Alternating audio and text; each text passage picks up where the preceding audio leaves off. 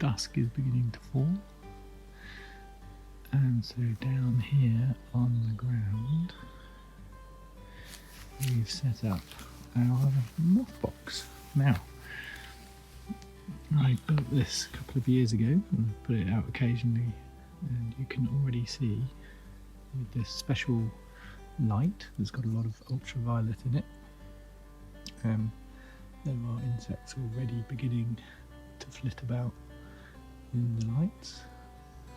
Now, in the past few weeks we've managed to get both poplar and privet hawk moths in the trap, so hopefully this evening, tomorrow morning, we'll do a little unboxing and we'll see what arrives in our trap.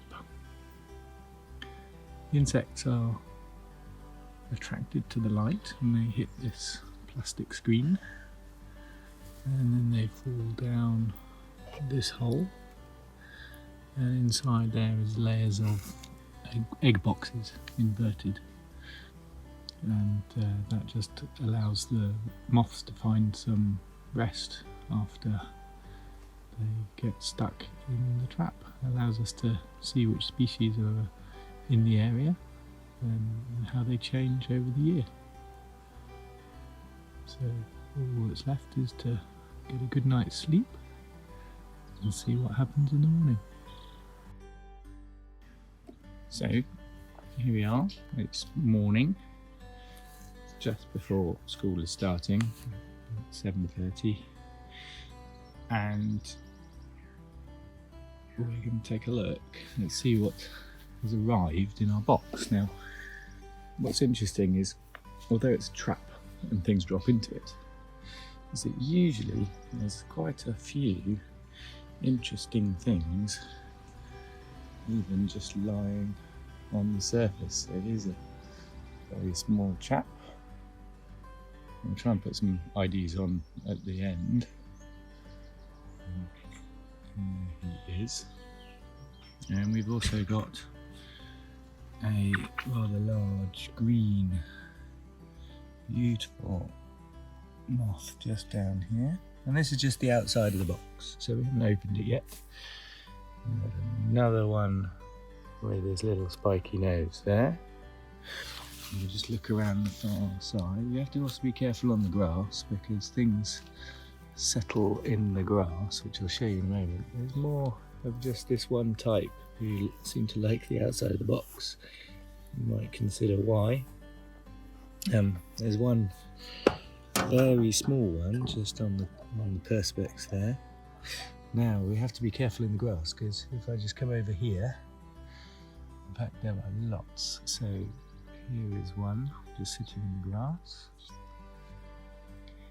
and another one just in front. So if we can spot him, they're very well hidden, and this is why you don't see them in the mornings. And then we've got actually this one over here. Okay, we'll struggle to spot him. That there is not a twig. That there is what we call a buff tip moth. And actually, what's very bizarre is that there are lots of them in the grass. And just so you can see that he is actually a moth, this one's decided to move. There we are. And there's lots, and you would never spot that during the day. And look, this one has decided to land on a tennis ball. So let's take a very careful look in the box itself. We're going to be very careful with our light, which is in a special outdoor fitting. Oh, see, we missed a little furry headed thing on the outside there. So what we do, we lay these out very carefully. And we just lift this off and lay it on the ground. And I'm just filming this on my phone, which is quite good for getting in close, but some of you may not know that one of my hobbies is taking photos of very small things. So I brought out the camera, and I'll explain how that works in a moment. So here we go. Oh, I have to be very careful here because there is a very pretty moth just next to my perspex. So I'm actually just on the perspex. There's this marvellous chap in a white fur coat. I'll try and get close to him with, oh, and here's another one. That's Ferris with the camera. Look at that. He's definitely getting a portrait shot in a moment.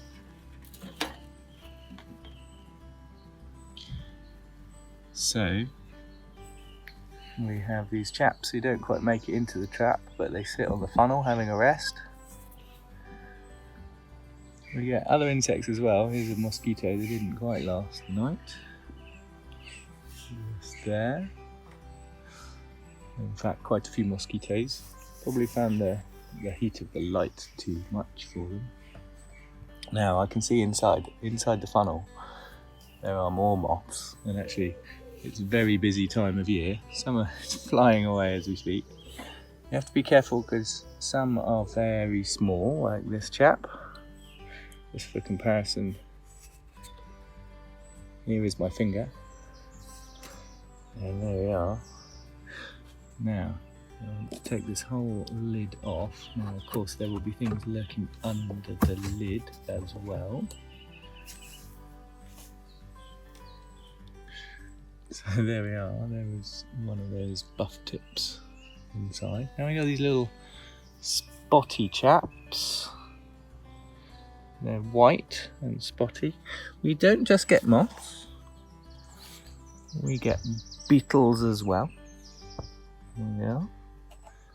Beetles. And so we're going to pop that and we're going to prop it up gently against our lid.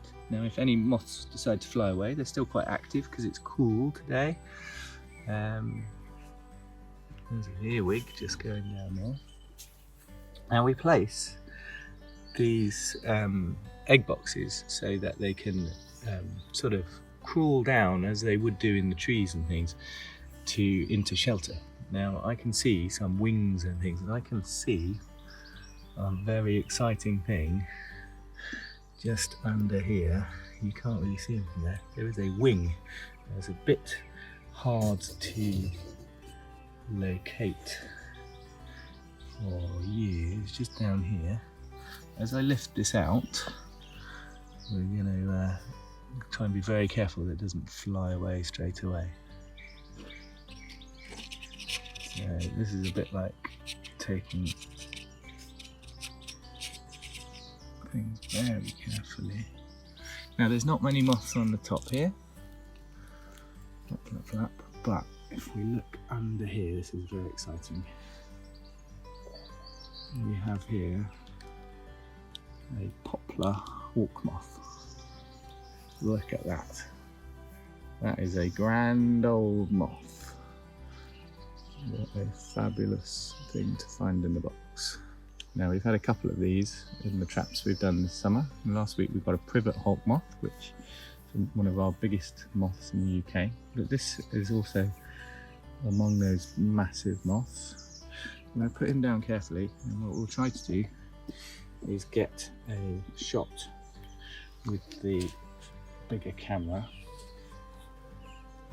He may fly away quicker than that is available. Now there's some other chaps lurking around the box. There are beetles in the box, you can see running around the side. And we'll just lift and see what's going on under here. A couple more. Look at it. One of the lovely things about moths, they've got these amazing antennae. And they're sort of like feathers that come out of their head. Here we are. Oh. Moths flying away very readily this morning. Just beetles in this one.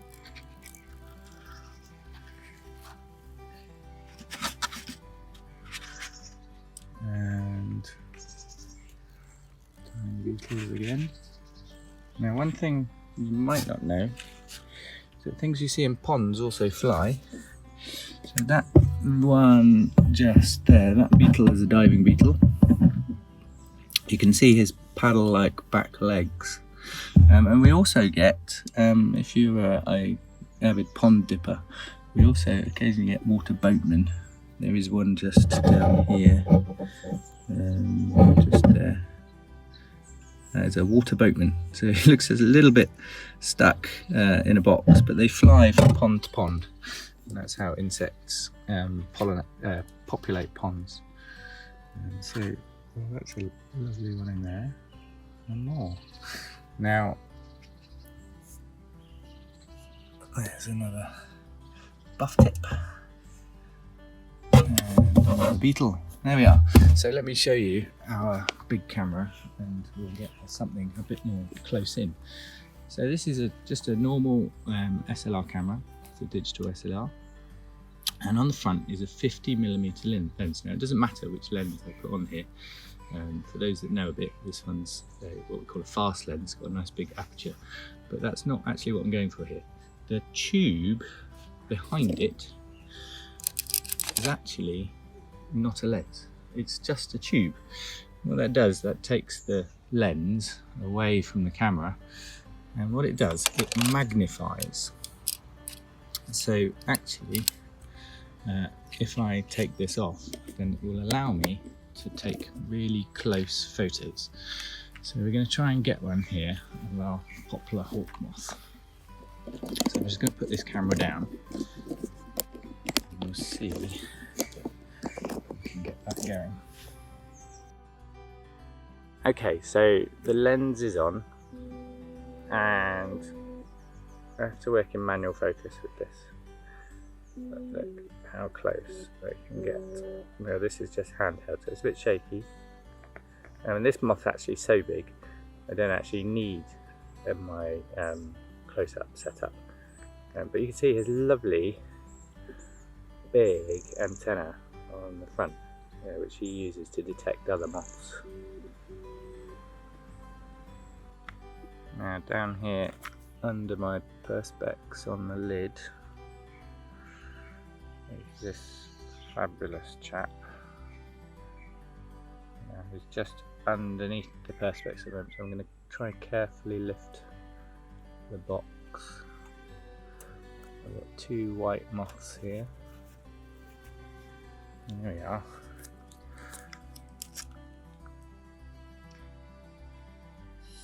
Look at his fairy legs. That's amazing. And his mate over here. A little bit damaged. This one's lost a leg. Obviously bats and things come and try and eat them in the night when they're flying. They'll knock into things and they'll get damaged. I'll try and get a photo of this one and I'll put that in the video at the end.